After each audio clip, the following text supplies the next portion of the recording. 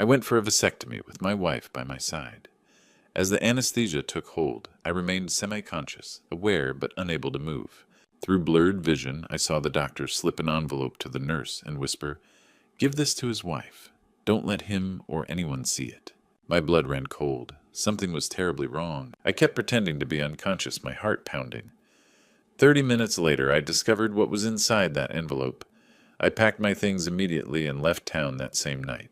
I'm about to tell you what was in that envelope, but I need you to do something. First, comment your location and current time.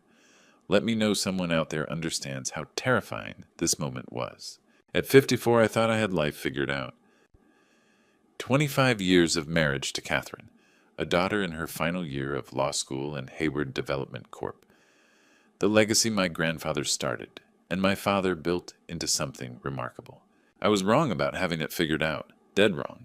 Hayward Development was in my blood. 3 generations of building Charlotte one project at a time. By the time I inherited the company after my father's death 25 years ago, I knew exactly what kind of man I wanted to be.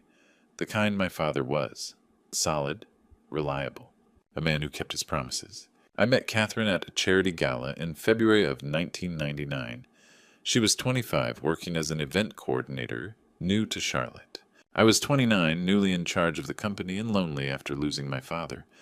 Catherine was beautiful, charming, and seemed genuinely interested in everything I said. We married by November. Lauren came 2 years later.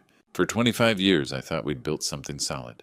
Catherine advanced to the director of public relations at a major hospitality group. Lauren grew up in our Myers Park home, a smart kid who wanted to make a difference. Law school at UNC Chapel Hill was her idea. She wanted to come back to Charlotte, maybe help with the business someday. That was the life I thought I had. But over the past few months, something had shifted. Catherine had grown distant, always on her phone, always with a reason to be somewhere else. The Tuesday evening that should have been my first warning, I came home to a dark house. Catherine was late from a client emergency. Lauren was at a study group. I ate leftover takeout alone. When Catherine finally got home around 9, she was distracted, checking her phone every 30 seconds. "Just work stuff," she said when I asked. "I'm exhausted." She went upstairs. I tried not to think about the fact that my wife felt like a stranger. The following week, she brought it up over breakfast. Lauren had already left for class. "Chris, we need to talk about something." I looked up from the newspaper. "Okay, we're 50 and 54 now. We have Lauren. She's practically grown." Catherine's voice was measured reasonable. "I think you should consider a vasectomy. At our age, why risk complications we don't need?" The suggestion caught me off guard. We hadn't discussed this. Hadn't even talked about whether we wanted more kids. "I hadn't really thought about it," I said. "I have. I've been thinking about it a lot." She reached across the table, put her hand over mine. "There's an excellent doctor here in Charlotte. Dr. Gregory Whitman, highly recommended. Specializes in these procedures." Something about the way she said it made my stomach tighten. Not the suggestion itself, that was logical enough, but the fact that she'd already researched the doctor, already had a name ready. "You've already looked into this?" I asked. "I just want what's best for us. For our future." She squeezed my hand. "Will you at least meet with him?" I looked at my wife, at the woman I'd loved for a quarter of a century, at the face I thought I knew as well as my own. "Okay," I said. "I'll meet with him." Catherine smiled. "Thank you, I'll set up the appointment." Looking back, I can see all the signs I missed, the way she'd already planned everything, the relief in her eyes when I agreed. The fact that she had a doctor's name ready before I'd even considered the idea. But at the time, I saw none of it. I saw my wife of 25 years, the mother of my daughter, the woman who shared my bed and my life. The morning of the procedure arrived 2 weeks later, September 15th, a Tuesday. I remember because it was the last day I trusted my wife. Dr. Gregory Whitman came highly recommended. That should have been my first warning. Catherine drove us to Atrium Health Carolina's Medical Center at 7 in the morning. She checked her phone every 30 seconds during the drive. Not unusual, she was always busy with work, but something about the frequency felt different. "You okay?" I asked. "Fine, just nervous about you." She squeezed my hand. "You know I worry." At 8:15 we met Dr. Whitman in a consultation room. He was 51, steel gray hair, expensive watch, the kind of confident posture surgeons develop after years of being the smartest person in every room. He barely looked at me, directing most of his attention to Catherine. "The procedure is routine," he said. "General anesthesia, 45 minutes total. Quick recovery." Catherine asked questions, a lot of questions, about the anesthesia, the recovery, the risks. Whitman answered each one with practiced brevity, his eyes meeting hers in a way that made something in my chest tighten. At 8:45, Nurse Michelle Roberts came to take me to the operating room. She looked young, early 30s, with dark circles under her eyes. Catherine kissed my forehead. "I'll be right here when you wake up." The operating room was cold. Bright lights overhead. Roberts connected monitors. The anesthesiologist placed a mask over my face. "Count backward from 10, Mr. Hayward." 10, 9, 8. The world went soft and dark. And then I was floating. Consciousness, but not consciousness. I could hear voices, but couldn't move. Couldn't open my eyes. The anesthesia held me suspended aware, but paralyzed. "Is his wife still in the waiting room?" Whitman's voice, low, tense. "Yes, doctor." Roberts, uncertain. "Good. After we finish, give her this envelope. Don't let him see it. She knows it's coming." My heart rate spiked. I felt it. The surge of adrenaline, the spike of fear. But the monitors stayed quiet. The drugs kept my body still, even as my mind screamed. "Doctor, I'm not comfortable," Roberts started. "You're paid to assist, not to have opinions." Whitman's voice turned sharp. "Give her the envelope when he's in recovery." "Understood." A pause. "Yes, doctor." I forced myself to stay motionless, to keep breathing steady, to give no sign I'd heard every word. The procedure continued. 30 minutes that felt like hours. My mind raced through possibilities, each worse than the last. What was in that envelope? Why did Catherine know it was coming? At 10:30, they wheeled me into recovery. I kept my eyes mostly closed, watching through slitted lids, as Roberts moved nervously, glancing at something in her scrub pocket. The envelope. Catherine appeared in the doorway. "Can I see him?" "He's still coming out of it," Roberts said. "Dr. Whitman wanted to speak with you first. Consultation room 2, down the hall." "Perfect," Catherine said. Perfect, I thought. They think I'm still unconscious. After Catherine left, I forced my eyes open. "Water," I managed. Roberts jumped. "Mr. Hayward, you're awake earlier than expected." "Bathroom," I said, sitting up. My head spun from the anesthesia, but my mind was razor sharp. I moved to the small bathroom and locked the door. From the narrow window, I could see directly into consultation room 2. Catherine sat alone at first. Then Nurse Roberts entered, placed an envelope on the table, and quietly left without a word. Catherine stared at it for a moment before picking it up with trembling hands. I watched her open it. Her face transformed. Shock, then something like satisfaction, then tears. But they weren't tears of sadness. I'd been married to this woman for 25 years.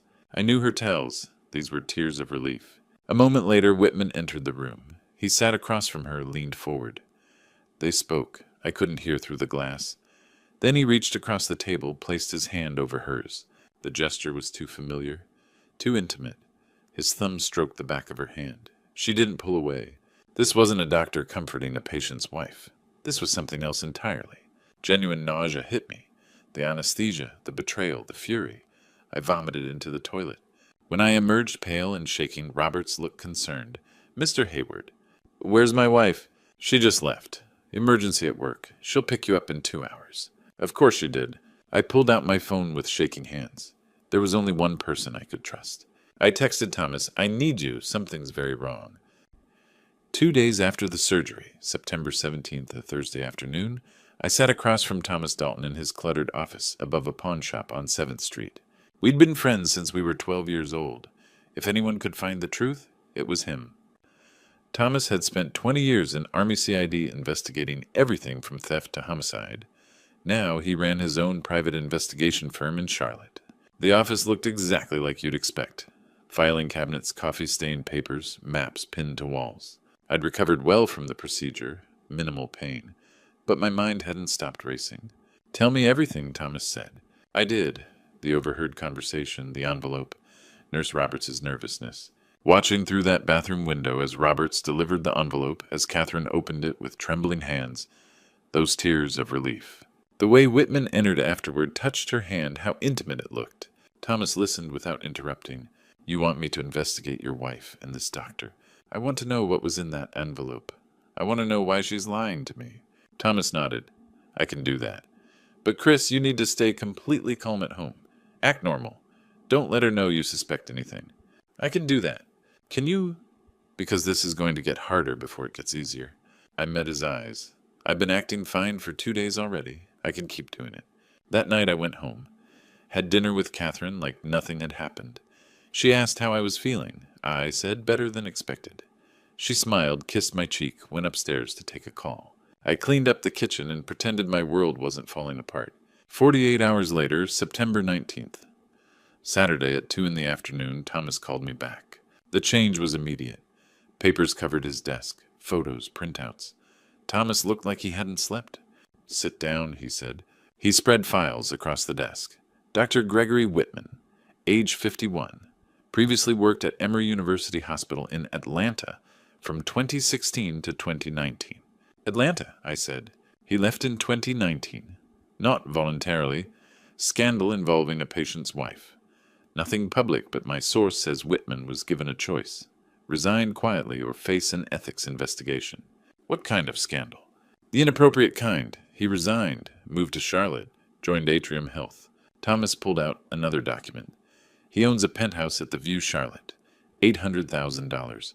Way above what a surgeon at a mid-tier medical center should afford.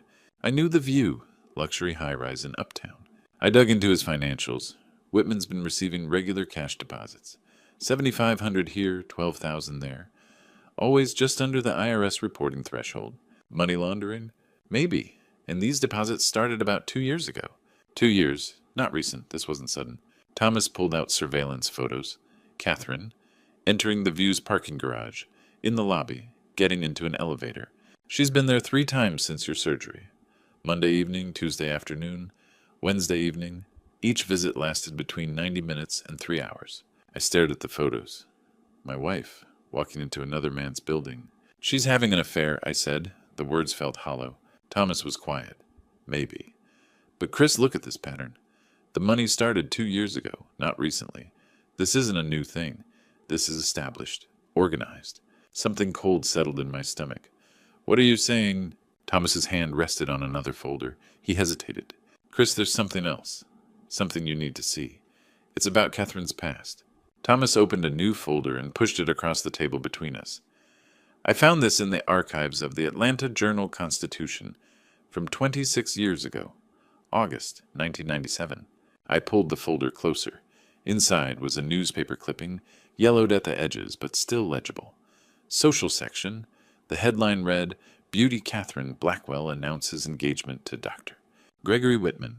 The photograph beneath stopped my breath. Catherine, 24 years old, wearing a champagne silk gown, standing beside a man in a tuxedo. Gregory Whitman, 28. His arm around her waist, both of them smiling, at a charity gala in Atlanta. That's impossible, I whispered. She told me she came from Rhode Island. She said she'd never been to the South before Charlotte. Thomas leaned back in his chair. She lied, Chris, about everything. He laid out more documents. A timeline reconstructed from public records and old society pages. August 1997. Catherine Blackwell and Dr. Gregory Whitman publicly announced their engagement at the Peachtree Medical Society Gala in Atlanta.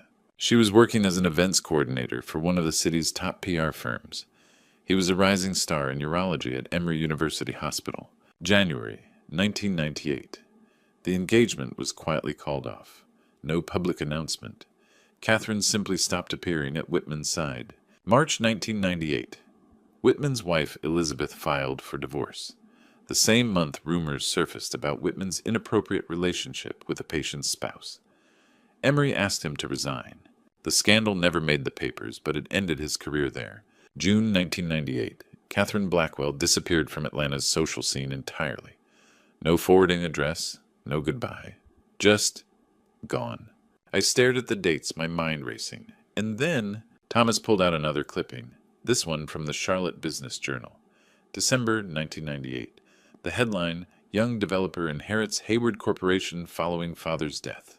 My own face stared back at me. 28 years old, standing in front of the half-built Hayward Tower on Trade Street, talking about honoring my father's legacy. She saw this, I said slowly. She saw this article. More than that, Thomas replied. In January 1999, A woman named Catherine Blackwell was hired as an event coordinator for the Children's Hospital Charity Gala, the same gala where Hayward Development was the lead sponsor. I remembered that night, February 1999. I'd been grieving my father for 3 months, drowning in work, barely holding the company together. And then I met her. Catherine in a navy dress, clipboard in hand, organizing the silent auction. She'd been warm professional, completely focused on making the night a success. Afterward, I'd asked her to dinner. She'd smiled and said yes. She told me she was new to Charlotte. I said, my voice hollow. She said she came from Rhode Island, that she wanted a fresh start. Thomas nodded. Rhode Island, a state with notoriously difficult public records. Hard to verify anything without physically going there. I felt sick. She chose me. Yes. Before we ever met, she knew who I was. She knew about the company, about my father dying, about the inheritance. My hands were shaking. She targeted me. Thomas didn't argue. He just watched me process it. And Whitman, I asked, where was he? After leaving Emory in 1998, he moved to Spartanburg, South Carolina, kept a low profile, built his reputation back up slowly. By 2019, he was clean enough to join Atrium Health in Charlotte. 2019, I repeated. The year felt significant, but I couldn't place why. Thomas pulled out one more document, an insurance policy, my life insurance policy. Chris, in February 2019, you updated your life insurance from $1 million to $3.5 million. Do you remember why? I thought back. Catherine suggested it. She said, with Lauren getting older with college coming, we needed more coverage. It made sense. That same month, Thomas said quietly, Gregory Whitman moved to Charlotte. The room tilted. 25 years. She'd been lying to me for 25 years. Our entire marriage, our daughter, our home, every anniversary, every Christmas morning had been built on a foundation of deceit. Chris, Thomas said, his voice gentle but firm, there's more, and this is the worst part. He reached for one final folder, thicker than the others. You need to see this, all of it. I stared at the folder, my heart pounding. Whatever was inside, I knew it would destroy everything I thought I knew about my life. Atrium Health Genetic Testing Report. Test date, August 28, 2023. Sample A, Chris Hayward, buccal, swab. Sample B, Lauren, Hayward, buccal, swab. Analysis, paternity, testing. Result probability of paternity, 0.4%. Conclusion, Chris Hayward is excluded as the biological father of Lauren Hayward. I stared at the words, read them again. That's impossible, I whispered. Lauren is my daughter. I was there when she was born. I'm sorry, Chris. Thomas's voice was gentle. I found this in Catherine's cloud storage. She had it done 6 weeks ago. 6 weeks ago. While I was signing contracts, attending meetings, living my normal life. While Lauren was starting her final year of law school. While Catherine was planning whatever this was. 22 years, I said, my voice breaking. Every bedtime story, every school play, every time she called me Dad. Thomas let me sit with it for a moment. Then he slid more documents across the desk. There's more. Phone records. Screenshots of text messages from a second phone Catherine kept hidden. Catherine to G-Sept 10. When will it be done? G to Catherine Sept 11 soon. The medical records are already in place. Be patient. Catherine to G-Sept 13. I'm tired of being patient. It's been 25 years, Gregory. G to Catherine Sept 14. The procedure is scheduled. After that, we wait for the right moment. 25 years, the entire length of our marriage. The procedure was your vasectomy, Thomas said.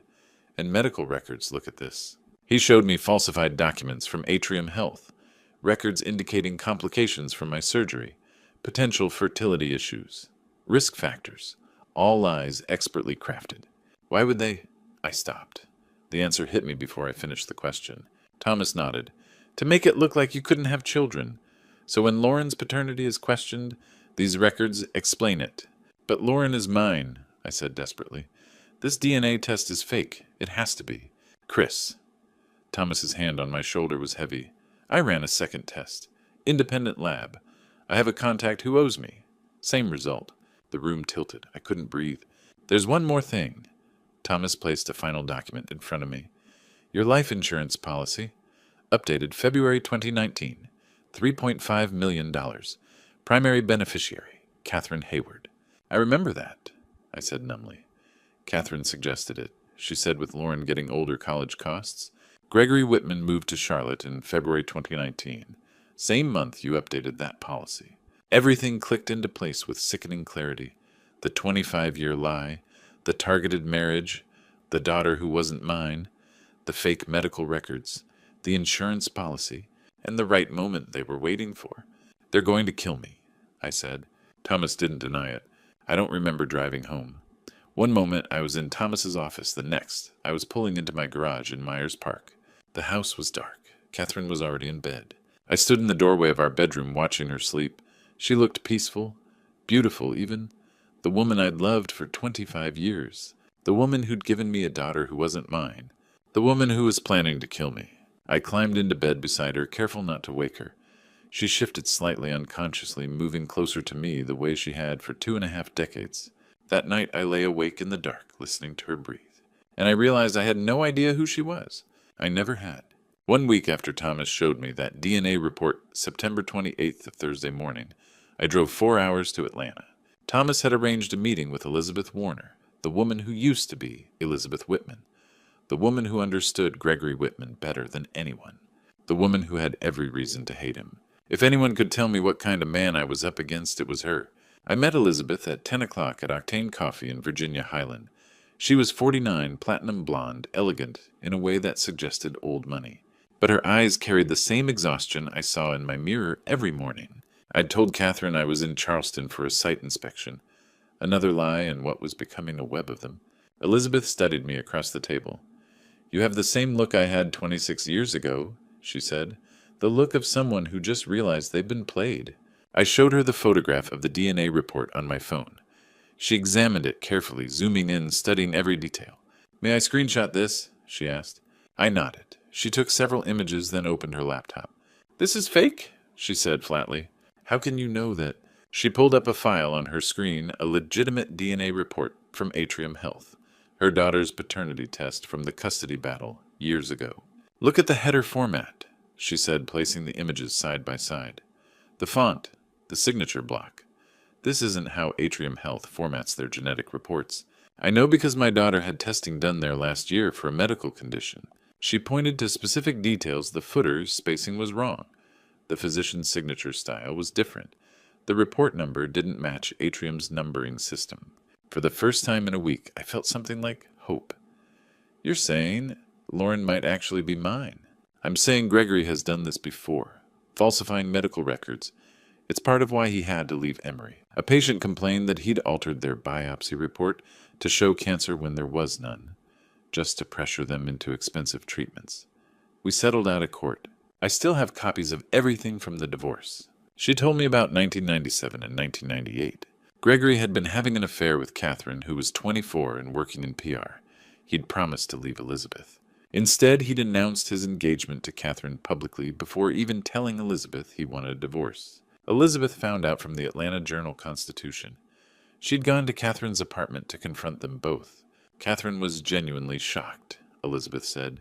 She had no idea Gregory was still married. She broke off the engagement immediately. That same week I filed for divorce. And Whitman blamed both of you. Gregory never forgives Mr. Hayward. Never.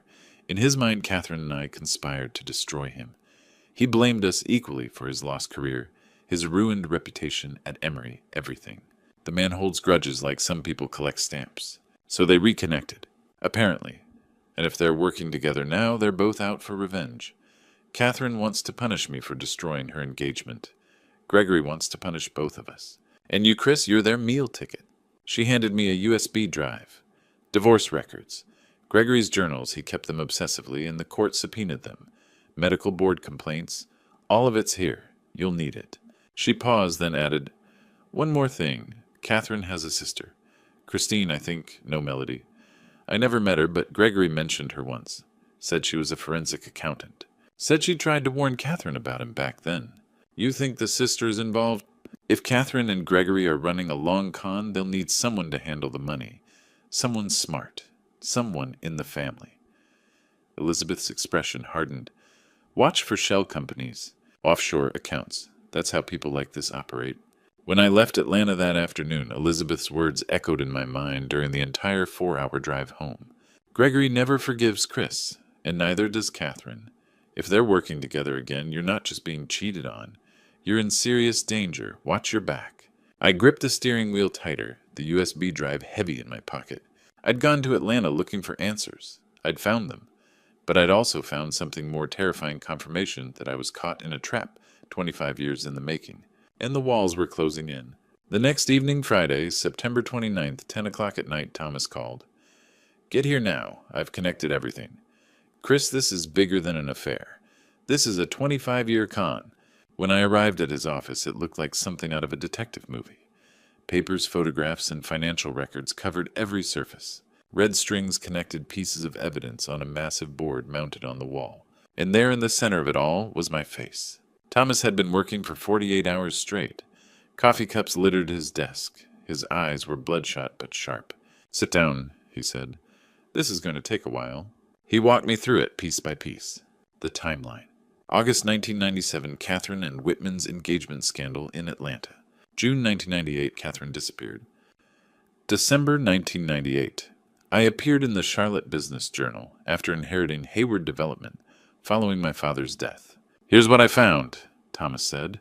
That charity gala in February 1999. Catherine wasn't hired randomly. She applied for that position immediately after your article came out. He showed me recovered email archives, Catherine contacting the event company, mentioning her interest in the Charlotte market, and how working with Hayward Development would be prestigious. February 1999. Catherine accidentally met me. November 1999. We married fast. 2001, Lauren was born. 2004, 21, Catherine quietly, steadily drained money. February 2019. I updated my life insurance to $3.5 million after the company's major expansion. The same month, Gregory Whitman moved to Charlotte. 2021-2023, Catherine's cash withdrawals accelerated. The financial trail. Thomas pulled up spreadsheets on his laptop.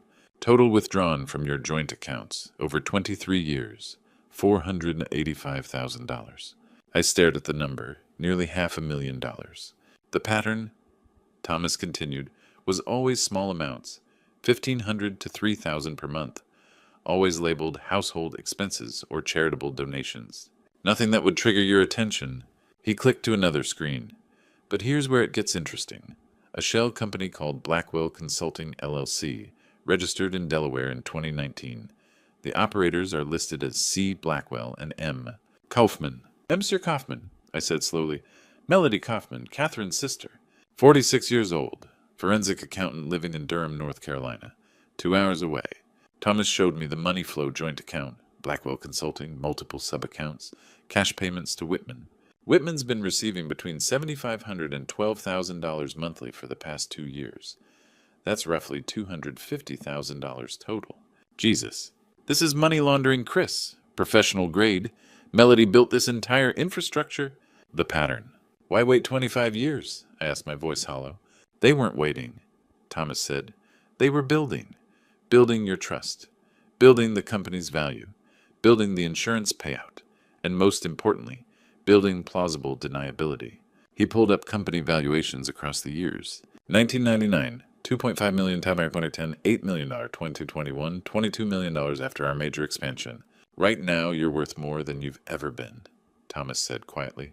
With that $3.5 million life insurance policy plus selling the company, Catherine could walk away with over $15 million. The room spun. 25 years. Every kiss goodnight. Every anniversary dinner. Every time she'd smiled at me across the breakfast table while Lauren chattered about school. All of it, every single moment, had been a lie designed to extract maximum value from my death. They were farming me, I said, like livestock. Thomas didn't disagree. He reached for another folder thicker than the others. His expression darkened. That's the financial con, he said. But Chris, there's something worse. Your medical records. Whitman's been setting you up for the past 3 years. He opened the folder. You need to see this. Thomas opened the medical files and spread them across his desk. I hacked into Atrium Health System, don't ask how. Whitman's been tracking your health for 3 years, Chris, since 2020. I leaned forward, studying the documents. November 2020, my routine physical for insurance renewal. The report was signed by Dr. Harrison, but there was a consultation note from Dr. Gregory Whitman. Urology, completely unnecessary for a standard physical. He ordered additional tests, Thomas said, pointing to the list. Comprehensive metabolic panel, hormone levels, genetic markers, things Harrison never requested. The next document, February 2021, I'd gone to the ER with stomach flu. The attending physician was Dr. Patterson, but Whitman had added himself as a consulting physician and ordered tests I was never told about. July 2022, my annual checkup. Again, Whitman had inserted himself as consulting urologist and collected more specimens. He was building a medical profile on you, Thomas explained. Every test, every sample, every health metric. He was searching for natural conditions that could kill you. And when he didn't find any, he had to create a reason. Thomas pulled up the surgical report from September 15th, my vasectomy. The official record stated complications during the procedure, excessive bleeding, requiring additional surgical intervention, high risk for infection and long-term complications. I stared at it, but I recovered perfectly. There was barely any pain. Exactly. Those complications never happened. But now there's a medical record saying they did, and that record includes the liability waiver you signed. The realization hit me like a punch to the gut. Any future urological problems, infection, tissue damage, even cancer could be blamed on surgical complications from the vasectomy. The legal cover was brilliant. It would be Whitman's malpractice, not Catherine's fault. She'd sue the hospital for a settlement, then collect the life insurance on top of it. The timeline for your accident would be 6 to 12 months post-surgery, Thomas said, when complications would be considered medically plausible. He pulled out my life insurance documents next. $3.5 million updated in February 2019, the same month Whitman had moved to Charlotte. Primary beneficiary, Catherine Hayward, sole. But it was the secondary beneficiary clause that made my blood run cold. Lauren would inherit, but only when she turned 25. Until then, Catherine would manage everything. That was 3 years away. If you die from complications, it's classified as a medical incident, Thomas said quietly. Catherine gets everything. Lauren doesn't see a dime until she's 25. By then, Catherine and Whitman will be long gone. What about Lauren? I asked, my voice tight. What's their plan for her? Thomas hesitated, then pulled up an email on his screen, recovered from Catherine's cloud storage, synced from that hidden second phone. The email was dated August 5th, 2023, sent to Whitman. When everything is settled and stable, we'll send Elle to boarding school in Europe. There's a good one in Switzerland. We'll set up a trust fund. $200,000 should be enough to keep her quiet. She's collateral damage, but necessary. She'll adapt. Kids always do. By the time she's 25 and receives her inheritance, we'll be settled somewhere warm. She'll never find us. Whitman's reply was even colder. Agreed. The daughter is not my problem. Never was. I sat there staring at those words. Collateral damage. They were going to take my daughter from me, not kill her, but erase her from their lives. Ship her off to Europe like unwanted baggage, then disappear with the money. A cold fury settled over me, different from anything I'd ever felt. It wasn't hot rage. It was calculating, methodical. Chris Thomas said carefully, "What are you going to do?" I stood up and looked at the investigation board, at all the evidence spread before me. For the first time since this nightmare began, I smiled. It was a cold smile. They think I'm a trusting fool, I said. A decent man who'll react emotionally when he discovers the truth. I turned to Thomas. They're wrong. We're going to destroy them. Completely. Legally. Permanently? How? They're planning for my death. So let's give them exactly what they want, a perfect opportunity to act. And when they make their move, we'll have them on record confessing everything. Thomas's expression shifted from concern to something like admiration. A slow smile spread across his face. Now you're thinking like a hunter instead of prey? No, I said. I'm thinking like a man with nothing to lose except my daughter, and I'll burn this entire thing down before I let them take her from me. Friday evening, October 13th. Everything was ready. 2 weeks of meticulous preparation. 2 weeks of playing the perfectly recovering husband while building an airtight trap. Tonight, Catherine and Gregory would destroy themselves with their own words, and I would be there to witness it. The preparation had been careful and methodical. Thomas had hired a tech expert and befriended Mike, the building maintenance supervisor, at the View. Mike was 45, had 2 kids in college, and a gambling problem that had left him $12,000 in debt. For $17,000, 5 in cash, 12 to clear his debt. Mike had led us into Whitman's penthouse at 2 in the morning on October 3rd. 4 cameras went in living room, bedroom, kitchen, hallway. Audio devices were hidden in the AC vents. Everything streamed directly to Thomas's surveillance van. Mike never asked what we were doing. He didn't want to know. The second week, Thomas had contacted Detective John Morrison of the Charlotte Mecklenburg Police Department. Morrison was 48, specialized in medical fraud, and had a personal interest in Whitman. He'd investigated the Emory scandal years ago, but hadn't been able to make charges stick. "If you get me evidence," Morrison had said, his eyes hard, "I'll get the arrest warrant." I'd also gotten a real DNA test done at a private lab. The results came back with 99.9% probability that Lauren was my daughter. Not Catherine's lie, not Whitman's fabrication, the truth. Thomas had been tracking Melody Kaufman's movements as well, confirming her involvement in the money laundering. We had arrest warrants prepared for all three of them, Catherine, Whitman, and Melody. Simultaneous arrests. No one would have time to warn the others. Now at 4 o'clock Friday afternoon, I sat in Thomas's surveillance van in a parking lot across from the View. Morrison was with us checking the equipment for the third time. "All cameras operational," Thomas confirmed. "Audio is crystal clear." Morrison leaned back in his chair. "We need them to discuss the murder plan explicitly, not hints or implications. Clear intent." "They will," I said. "Catherine's been pushing about timing. I can feel it. She's getting impatient." At 5:30, I called Catherine from my office. "Hey, honey, I have to work late tonight. Big meeting with a client about the South End project. Don't wait up for me. Probably won't be home until 11. "Oh," her voice was too bright, too eager. "Okay, no problem. I'll just rest, maybe watch a movie." I heard what she didn't say, the relief in her voice, the opportunity I'd just handed her. At 6:15, our surveillance camera caught Catherine leaving the house in Myers Park. She was dressed up heels a dress I'd bought her last Christmas. Not the outfit of someone planning to watch movies alone at home. At 6:45, her car pulled into the View's parking garage. At 7 o'clock, the penthouse camera showed Catherine letting herself in. She had her own key, of course she did. Whitman opened the door. They embraced immediately. Not the hug of friends or colleagues, the embrace of lovers. They kissed his hand, sliding into her hair, her body pressed against his. I sat in the van, watching the screen, and felt nothing. The man I'd been a month ago would have been devastated. But that man had died the moment I'd learned the truth. "You okay?" Thomas asked quietly. I stopped loving her the moment I heard that conversation in the operating room. I said, "This is just confirmation." Morrison adjusted the audio equipment. "Everything's recording perfectly. Now we wait." On the screen, Catherine poured wine.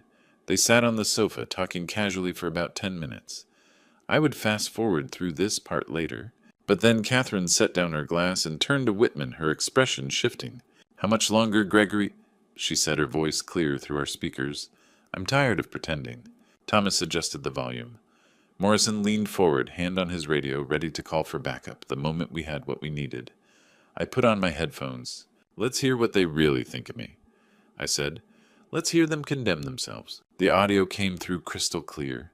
Catherine's voice, the voice that had said, "I love you" for 25 years, was saying something entirely different now. "I don't understand why we can't move forward," she said. "It's been 25 years, Gregory. 25 years playing housewife to a man I can barely stand." Whitman's voice was calm, measured. "Patience, darling. We've come this far. The medical records are perfect. The surgical complications are documented. We just need the right moment." "What kind of moment?" Catherine asked. "An accident? Are we really going to—" She hesitated. "Are we going to make it happen?" "We don't need to make anything happen. Construction sites are inherently dangerous. A 54-year-old man who just had surgical complications, working long hours under high stress, a fall, faulty equipment, a heart attack from overexertion. Any of those would be tragically believable. What about the autopsy?" "Will show exactly what I've documented," Whitman said. "Underlying surgical trauma stress on the system. Natural progression of complications. The medical examiner will sign off without question." Catherine's voice brightened. "You're sure it will work? His company insurance will pay out. Between the workers' comp and your $3.5 million life insurance policy, you're looking at close to $5 million. Plus selling Hayward Development. Total around $15 to $18 million. Catherine laughed. Actually laughed. "After all these years? Finally? We deserve it," Whitman said. "What they did to us in Atlanta, your mother humiliating me, Elizabeth destroying my career, you losing the life you deserved. This is justice. What about Lauren? Catherine asked. She's been asking questions. She notices I'm distracted. What about her? She's not my child. She's barely his either emotionally. He works too much. She'll grieve for a while, then move on. We send her to boarding school in Zurich. Set up the trust fund. By the time she's 25 and gets her share, we'll be in Costa Rica or somewhere without extradition.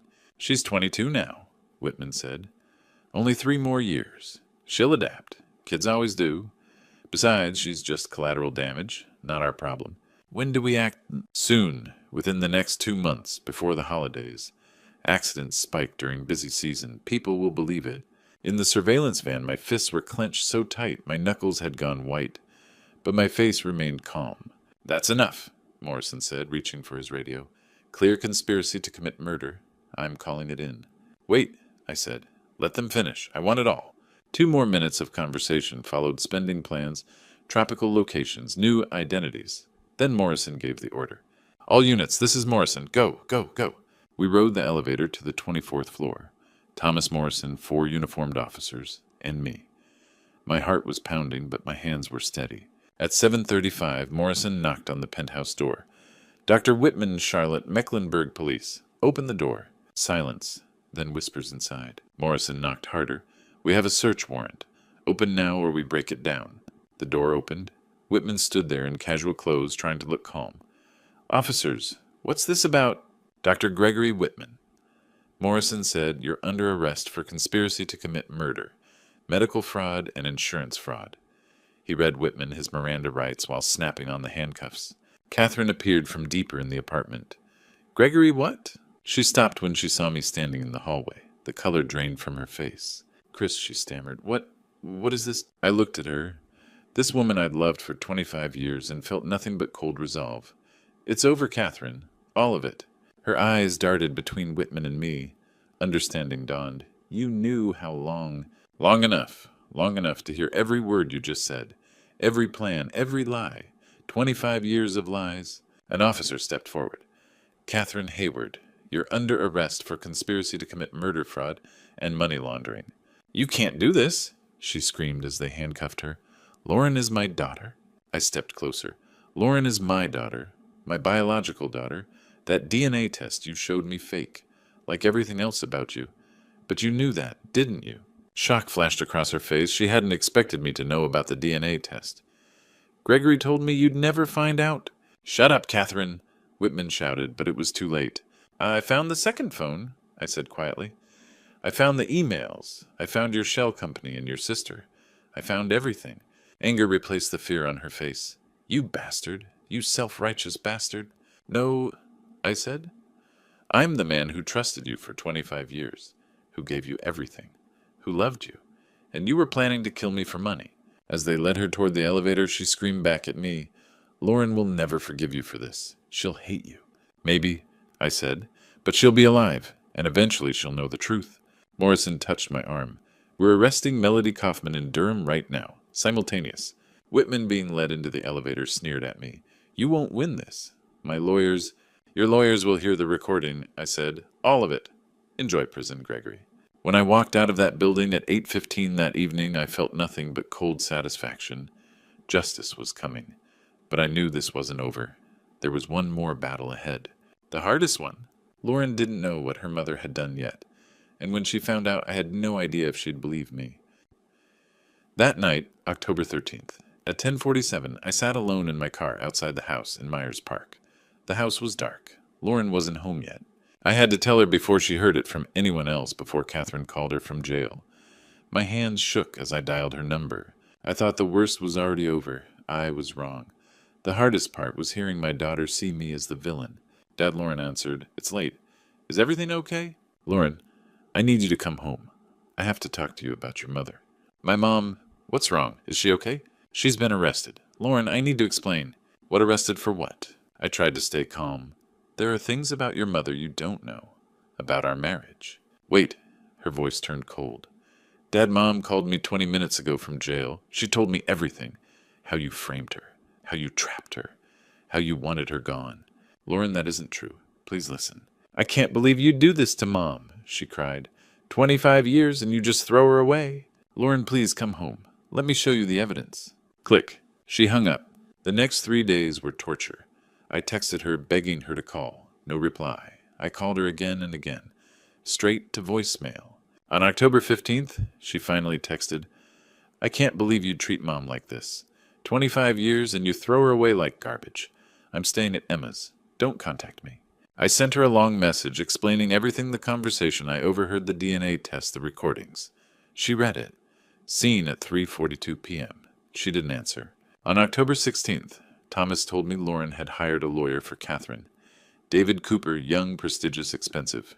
She's serious about defending her mother, Thomas said. She doesn't know the truth, I replied. Catherine got to her first. I spent the next 4 days writing Lauren a letter, 6 handwritten pages. I told her how I met Catherine, the 25 years we built the lies, I uncovered the murder plot. Near the end I wrote that she had every right to be angry, every right not to believe me. Her mother had spent 22 years being a good mother to her, and I didn't doubt she loved Lauren in her own way. But love and truth were not always the same. I wasn't asking her to stop loving her mother. I was asking her to listen to the truth, not from me, but from the evidence, and from her mother's own words. I mailed the letter on October 17th. By October 20th, there was still no response. Let me talk to her, Thomas offered. Show her the evidence? No, I said. If I force it, she'll never forgive me. She has to find the truth herself. And if she doesn't, then I lose my daughter. But at least she'll be alive. That's all that matters. 8 weeks passed. Lauren never came home. Every night, I returned to an empty house. Her bedroom door closed her absence everywhere. Once I stood outside her room, looking at childhood photos, law books, the life she was building. I survived 25 years of lies. I defeated murderers. But I couldn't reach my own daughter. She texted, sometimes I'm fine, still at Emma's. Thanksgiving came. Lauren spent it with Emma's family. I ate alone. Through Thomas, I learned she was visiting Catherine in jail every week. Catherine was poisoning her mind, calling me controlling and abusive, claiming she'd planned a divorce, and I retaliated. Trial preparation began. I worked with prosecutors, gave depositions, reviewed evidence, but my heart wasn't in it. What did justice matter if I'd lost my daughter? Then on the morning of December 8th, my phone rang. Thomas. Chris Lauren came to my office an hour ago. My chest tightened. Why? She wants to see the evidence. All of it. Does she believe me? Not yet, Thomas said, but she's starting to doubt her mother. She found something herself. This is a start. I stared out my office window at the Charlotte skyline. 8 weeks of silence. 8 weeks of loss. But for the first time since that night, I felt something I hadn't dared to feel. Hope. The trial was still 8 months away, but the most important moment did not happen in a courtroom. It happened on December 12th, inside a visiting room at Mecklenburg County Jail. I only learned about it because 3 days later, my daughter finally came home. Lauren told me what led to that visit. On December 8th, Thomas showed her everything, the audio recordings, the financial records, the timeline, the emails about boarding school. She heard her mother's voice saying, Lauren is collateral damage, not our problem. That was when her world began to crack. On December 9th, Lauren couldn't sleep. She replayed the recording again and again, unable to escape her mother's words. On December 10th, while I was at work, she went back to our house and searched her old bedroom. In a drawer, she found an old iPhone from high school from 2018 when she was 17. She turned it on and scrolled through old messages. In a 2019 text thread, she found messages from Catherine to an unknown number. I can't stand it anymore. 4 more years until she's in college. Then we can proceed. The reply read, We've waited 20 years. 4 more is nothing. Catherine wrote back, easy for you to say, You don't have to pretend every day. That was when Lauren realized her mother had planned everything long before I ever knew. On December 11th, she finally opened my 6-page letter, the one she had kept unread for weeks. She cried as she read it. One line stayed with her. Your mother spent 22 years being a good mother to you. I don't doubt she loves you. But love and truth aren't always the same. On December 12th, at 2 p.m, Lauren went to the jail. In visiting room 3, Catherine sat across from her in an orange jumpsuit, hair pulled back, looking older than Lauren remembered. When she saw Lauren, she smiled and said she had missed her. Lauren didn't smile. Mom, I need the truth. Catherine tried to deflect, blaming me, but Lauren stopped her. She asked if Catherine had known me before 1999. When Lauren mentioned photos from Atlanta, in 1997 with Dr. Whitman. Catherine froze. Lauren asked if she had planned to marry me for money. Catherine tried to reframe the past, but Lauren told her she had seen both DNA tests, the real one proving I was her father, and the fake one saying I wasn't. When Lauren mentioned the recordings, Catherine went silent. Lauren confronted her about the murder plot, the boarding school plan, and being called collateral damage. Catherine tried to justify everything speaking about past suffering, but Lauren pushed back. "So you married my father, lied for 25 years, stole from him, and planned to kill him?" Lauren asked. Catherine's voice turned cold. She said I was supposed to be an easy target, a grieving, trusting man. She never thought I would find out. The words shattered Lauren. She realized everything I had said was true, that her childhood had been built on lies. Lauren asked if Catherine had ever loved either of us. Catherine reached for her hand, claiming she did it all for Lauren's future. Lauren pulled away. She said the plan was never about her, that she was meant to be sent away while Catherine disappeared with the money. Lauren cried as she admitted she had defended her mother, hired a lawyer, and cut me off, all while Catherine planned my death. She stood to leave, paused once, and told Catherine she hoped it had been worth losing her daughter. Then she walked out, without looking back. 3 days later, on December 15th, I was working in my home office when I heard the front door open. We hadn't changed the locks. My heart stopped. Then I heard her voice, soft and uncertain. "Dad, are you home?" I stood up so fast my chair crashed to the floor. I appeared in the doorway of my office. Lauren stood in the hallway with a duffel bag at her feet, her eyes red and swollen from crying. For a long second, neither of us spoke. We just looked at each other, afraid to move. Then the bag slipped from her hand and hit the floor. "Dad?" Her voice broke. I stayed where I was, terrified that if I stepped forward, the moment would disappear. Lauren. She crossed the space between us in 3 quick steps and threw herself into my arms. Her body shook as she sobbed against my chest. "I'm sorry, Dad. I'm so sorry. I didn't believe you. I chose Mom over you. I'm so sorry." I wrapped my arms around her, tears streaming down my own face. "It's okay," I whispered. "You're here now. That's all that matters." "It's not okay." She pulled back, looking at me through tears. "I said horrible things. I thought you lied. I thought you were protecting someone you loved," I said softly. "There's nothing wrong with that. You had no reason to doubt your mother." We stood there holding each other, both of us crying, until the storm finally eased. Then we moved to the living room and sat on the couch. Lauren told me everything: Thomas's office, the recordings, the old phone, the jail visit. "When Mom said you were supposed to be an easy mark," she said, shaking her head, "I felt sick. My whole childhood. Everything I believed. It was all a lie." "Not all of it," I said. "I've loved you since the moment you were born. That was real. It's always been real." "But Mom wasn't, was she?" Her voice was small. She was just acting. "I don't know what your mother felt," I said carefully. "Maybe she loved you in her own way, but that doesn't matter anymore. What matters is that you're safe. You're here." "She really was going to kill you," Lauren said, "and send me away." "Yes." "How long did you know?" "Since September 15th, the day of the surgery." Her eyes widened as she did the math. 3 months. You knew for 3 months, and I was defending her. I hated you. You didn't know the truth, but you did, she said quietly. And you still waited. You still wrote me that letter. Why didn't you force me to listen? "Because you're not a child anymore," I said. "You had to choose the truth yourself. If I'd forced you, you would have hated me forever." "I might have anyway," she whispered. "What if I never found out?" "Then I would have lost you," I said. "But you'd be alive. That was all that mattered to me." Fresh tears ran down her face. "How can you forgive me?" "There's nothing to forgive," I said. "You're my daughter. I will always love you." After a moment, she asked, "What do we do now?" "Now there's a trial," I said. "Your mother and the others will face justice. I'll have to testify, won't I?" "Maybe, only if you're ready." She straightened. "I'm ready. I want the truth known." "You don't have to." "I do," she said firmly. "You stood by me when I didn't deserve it. Now let me stand with you." I pulled her close. "Okay, we'll face it together." "Together," she said. "Just you and me." She asked if she could stay, if she could come home. I told her this had always been her home and always would be. That night, Lauren slept in her own bed for the first time in 2 months. I lay awake, overwhelmed with gratitude. The trial was still ahead. The fight wasn't over. But I had my daughter back, and together we would face whatever came next. 8 months after the arrests, on June 19th, 2024, Lauren and I walked into Mecklenburg County Courthouse together. It had taken that long to prepare for trial, 8 months of depositions, evidence review, and legal procedures. But we were ready. The prosecutors were ready.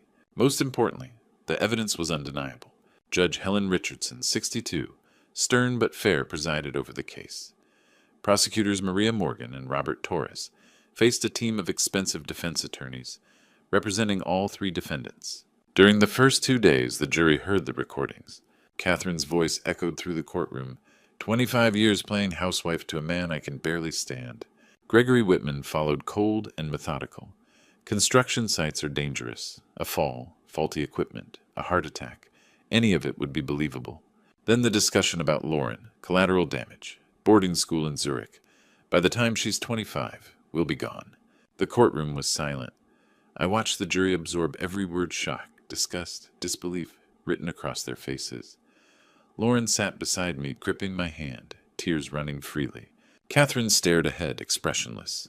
Whitman occasionally glanced at his lawyer. Next came the financial evidence. $485,000 stolen over 23 years. The shell company Blackwell Consulting, LLC. $250,000 transferred to Whitman. Melody Kaufman's involvement laid bare. Then the medical records. Fabricated complications. Whitman's unauthorized consultations on my health.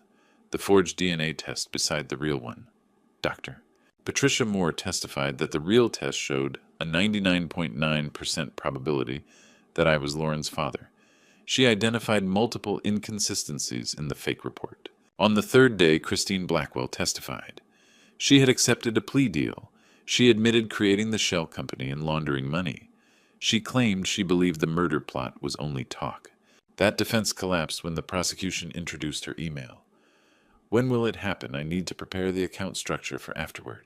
Days 4 and 5 belonged to Elizabeth Warner. She told the Atlanta story, the engagement, betrayal, divorce. She explained Whitman's pattern of falsifying records and introduced his journals. Gregory Whitman never forgives, she said. This is revenge 26 years in the making. On day 6, I testified. I described overhearing the conversation, discovering the DNA test, meeting Elizabeth, and uncovering the conspiracy. The defense tried to portray me as paranoid and controlling. I stayed calm. I gave my daughter space to find the truth herself, I said. That isn't control. That's love. Day 7 was Lauren's turn.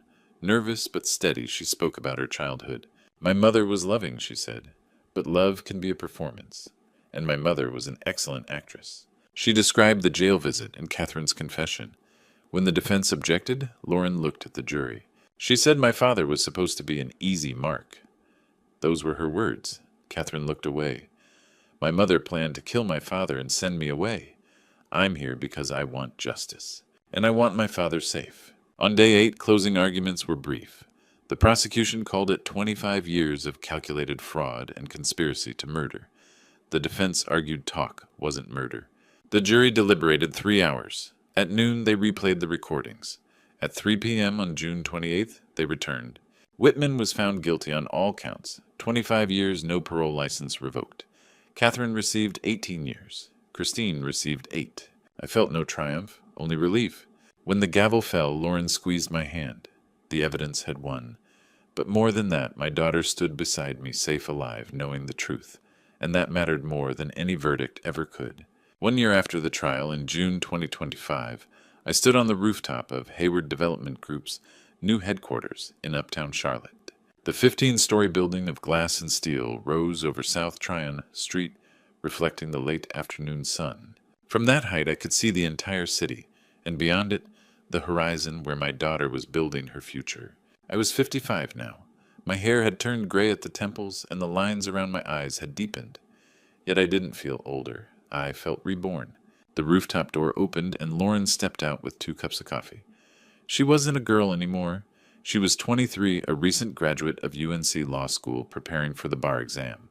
She wore a white shirt, jeans, her hair in a simple ponytail, and a confident smile I once feared I'd never see again. "Have you been up here all morning?" she asked, handing me a cup.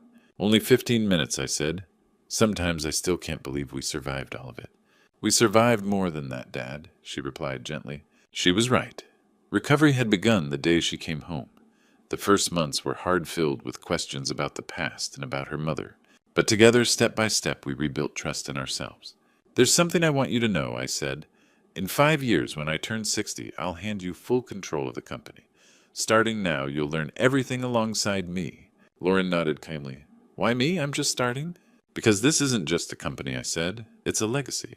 And legacy isn't what I build, it's what I pass on to you. She placed her hand on my shoulder. I won't let you down. I know. We looked out at the city together. After a moment, Lauren spoke again. She told me how during her final year at UNC, she feared she might carry something dark from her mother. Then she realized she wasn't Catherine's reflection. She was my daughter raised with truth and integrity. Tears filled my eyes, but they were proud ones. You chose who you are, I said. That's what matters. She thanked me for giving her time to find the truth. We embraced. Catherine was serving 18 years. Whitman was sentenced to 25. Christine had served her time. Their lives were over. Dad, Lauren said, smiling, I'm seeing someone. I laughed. Tell me. She told me about James, an engineer she met at a fundraiser. Honest, kind, unafraid of her past. I'd like to meet him, I said. You will, this weekend. As the sun dipped lower, the city glowed gold. I thought of the pain we'd endured and what remained. Lauren had been meant as a tool, but she became my hope. I'm grateful, she said quietly, because I learned what truth really means. So did I replied. Legacy isn't what we leave behind, it's how we live. That evening, the company stood strong, valued near $28 million. We had founded the Hayward Foundation for Truth and Justice, turning pain into purpose. Later on my porch, I read Lauren's message. I love you, Dad. I smiled, gazing at the stars. Truth, justice, love. That was the legacy that mattered. So here I am today, 55 years old, sharing this true story with you. Not for sympathy, but so you won't make the same mistakes I did. For 25 years, I trusted blindly. I never asked the hard questions. I never verified what seemed too perfect. That's the lesson God taught me the hard way. Trust, but verify. Love deeply, but keep your eyes open. My grandpa's stories always emphasize this wisdom, and I wish I'd listened sooner. Don't ignore the red flags. When something feels off, it probably is. Catherine came into my life at the perfect moment, too perfect. She knew exactly what to say, exactly how to act. I was vulnerable after my business success, and she exploited that. Learn from my true story. Predators study their prey. Protect your assets, but more importantly, protect your heart and your children. I almost lost Lauren because I was too trusting. God gave me a second chance when Thomas uncovered the truth, and I thank him every day for that intervention. Not everyone gets that chance. The greatest legacy isn't money or buildings. It's teaching your children to recognize deception and live with integrity. This true story isn't just mine. It's a cautionary tale for every parent, every spouse, every person who believes love conquers all without wisdom. God watches over us even through betrayal.